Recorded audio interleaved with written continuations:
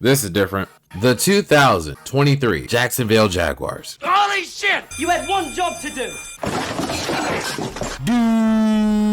Duval. You see, seasons like this is why this show exists. Don't worry, I got you. Now, the Jaguars is a franchise that has seen a lot of heartbreak and a lot of misfortune. There were a few glimpses of glory along the way though, like back in 2017. Remember Saxonville? Sorry about having the wine hands. They made the AFC Championship. It seems like forever ago. I mean, think about it. It's been 7 years. That's long enough for something to fall off your credit report. But then after that, you follow it up with 2 back-to-back losing seasons, only winning 11 games between them. And then you follow that up with a 1-15 season, which led him to drafting Trevor Lawrence. Now, unfortunately, that also led to the hiring of an Urban Meyer.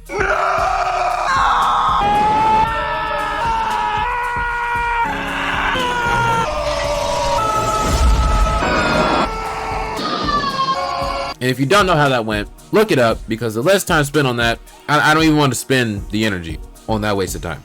Fuck you, dude! So now, that leads us to the 2022 season, specifically Week 8 against the Broncos in London. Now, at this point, the Jaguars haven't had the best season so far. In fact, they were 2-5, and they were on a 4-game losing streak. Unacceptable!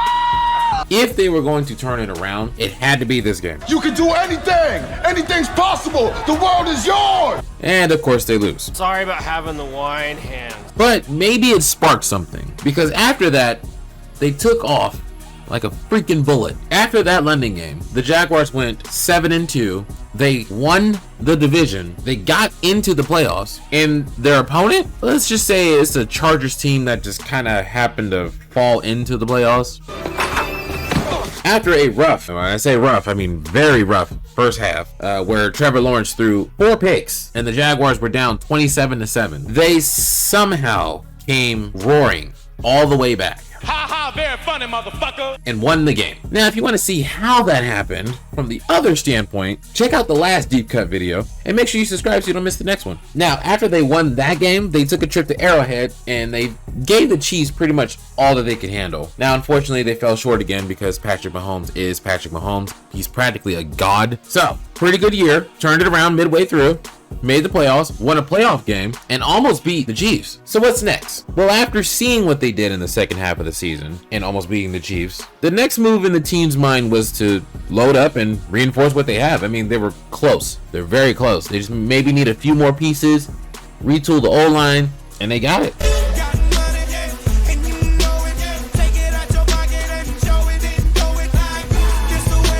Most of this reinforcing that they did was more so done in the draft, but they did re-sign Evan Ingram. But the one major thing was the return of Calvin FanDuel Ridley, coming back from suspension for Bitch, bet, motherfucker, bet.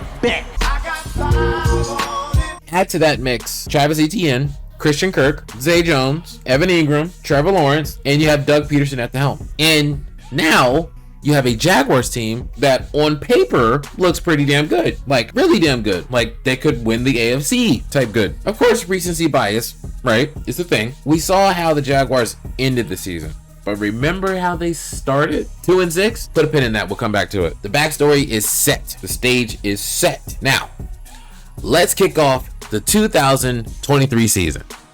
And you failed. Okay, they literally did the opposite of what they did last year.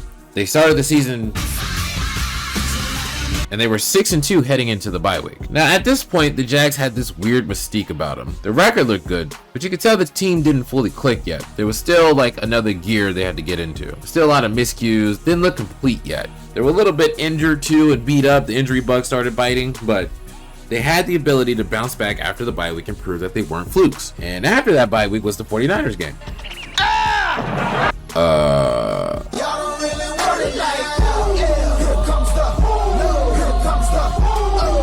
You got knocked the fuck out, man! Yeah, they may or may not have been flukes. What? No. They got exposed more than roaches when the lights come on. They only won 3 more games the rest of the season. Try! So, you're probably asking, what in the flying fuck happened to the 2023 Jacksonville Jaguars? What happened? Welcome to Deep Cut, where the sword is forged with the souls of lost seasons.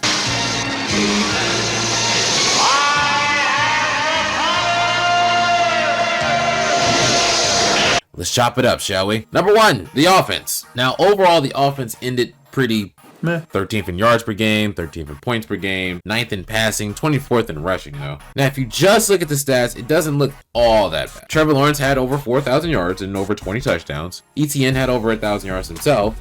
Ridley had over 1,000 yards. Ingram almost had 1,000 yards. He had like 960. Christian Kirk had a good year despite being injured, but the film shows a different story. However, the film shows inconsistency, miscommunications, and turnovers galore. Mainly looking at you, Trevor. 14 picks. What are you aiming at? What are you aiming at? And that's only the half of it. He also had 12 fumbles and lost 7. Unacceptable! Not to mention, there were just moments where the offense just looked bad. Take the aforementioned 49ers game. They got fucked up.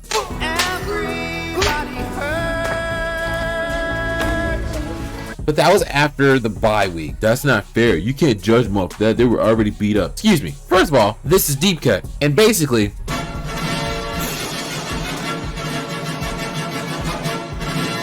second of all, I bring to you Exhibit B. Week 2. Early in the season, against the Chiefs. It was basically a get-back game for the playoffs. And they only put up 9 points.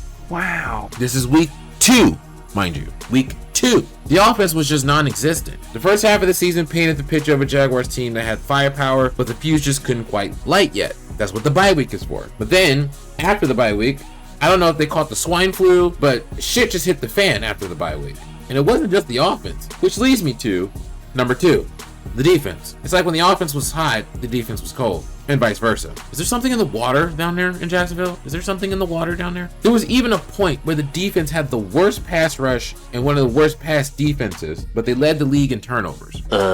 How does that work? Let's check the numbers. They were 17th in points per game, 22nd in yards per game, 26th in passing, but they were 9th in rushing, so they could stop the run, but they couldn't defend the pass very well. Then you have 25th in sacks, but 11th in interceptions, so they couldn't get to the quarterback, so you had all day to throw. But then if you did throw, you might throw an interception. But then, if the defense gets an interception, there's the possibility that the offense can get the ball right back to the other team. Seriously, what the fuck is this team?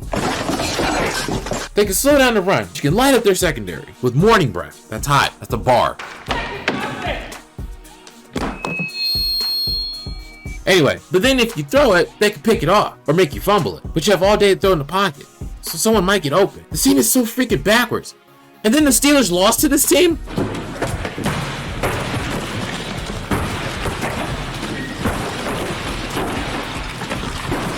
Now, maybe the inconsistencies on both sides of the ball could be due to my next point.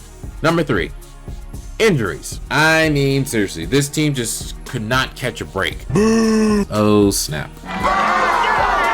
Okay, the on-field chemistry was just fractured. Damn it. Okay, seriously, they came out the gate banged up. Move this man! Whatever, okay? The injury bug just decided to just be methodical with it too. Like, they say, like, we're gonna go for the depth players first, take out the reinforcements, and then we go for the starters. And eventually the injuries just consumed the team pretty much. The O-line was practically a turnstile, and the defense just got completely ravaged. Week 6 was kind of when shit hit the fan. I mean, Trevor Lawrence got hurt, he suffered a knee sprain, he tried to push through it, which made him way less effective in the pocket, and he was just, I don't know if that affected his brain too, because the turnovers got worse. So I don't know what happened, but he wasn't the same afterwards. And once that happened, it's like the team as a whole just collectively said, fuck it, let's all get hurt. Now, we know injuries can impact the season. I mean, seriously, look at what happened to the Jets when Aaron Rodgers went down.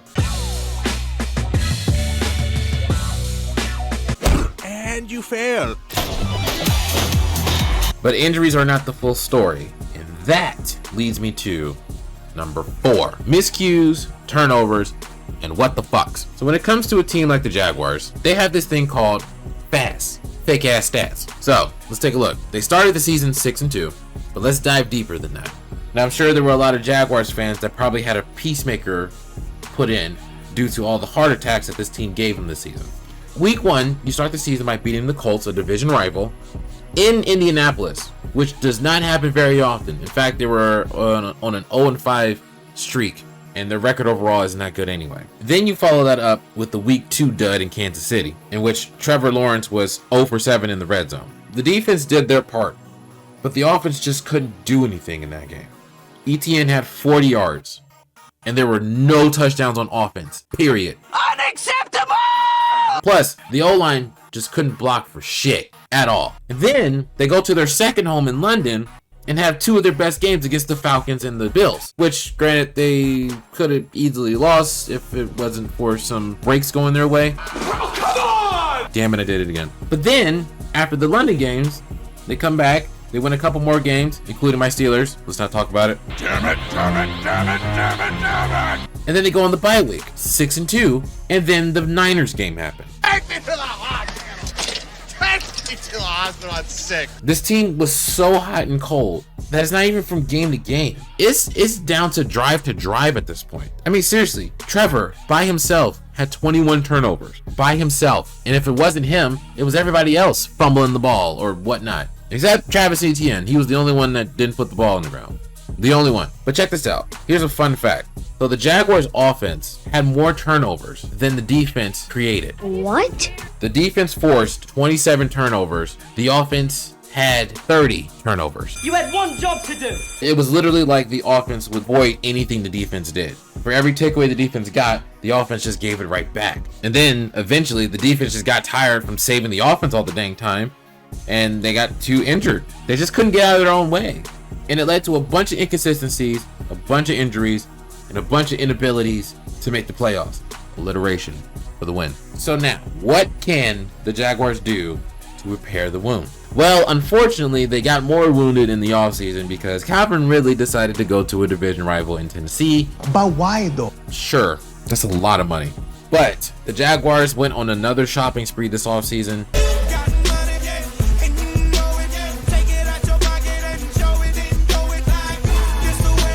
They picked up Gabe Davis, they got Darnell Savage, they got Eric Armstead, not to mention they beat up the O-line. Where are they getting this money from? Their draft, also pretty good. Brian Thomas, I think, is a really good pick for them. Literally feels like Calvin Ridley void. I don't know, I feel like he fits the role more than Gabe would. Gabe would probably play the slot more. Probably. With Brian Thomas, he has hands, he has size, sneaky speed, honestly. I think he's faster than a lot of people give him credit for. Not to mention, they also added some depth on defense, including potential future starter in Mason Smith. Oh, by the way, they also re-signed their Josh Allen to a monster deal. So the Jaguars pretty much did everything they needed to do this offseason already. They drafted pretty well. They retooled in the offseason. They picked up a lot of pieces there. This team is so close. But now it's just a matter of execution. There's so much potential. There's so much talent. They just need to put the pieces together. They are so close. However, this is Florida, and as somebody who lives in Florida, weird things happen here. Holy Jesus. What is that? What the fuck is that? Thank you guys for watching. What do you guys think about the Jacksonville Jaguars? You think they're going to do something this year? Another deep playoff run? Contenders in the AFC possibly? Or do you think they're going to completely crash and burn and they're going to be on next season of Deep Cut? You guys let me know what you think in the comment section below. But make sure you smile today. Make sure you give somebody a hug today. Keep your head up. Keep the negativity down. Be yourself and love yourself. And I'll catch y'all on the next one. Let's wrap this up. WLYR 93.0 is the station. That's what's up. Samurai Panda Sports is the show. Don't get cut like the Jaguars just did. I am your host, Lyricist the Kid, signing.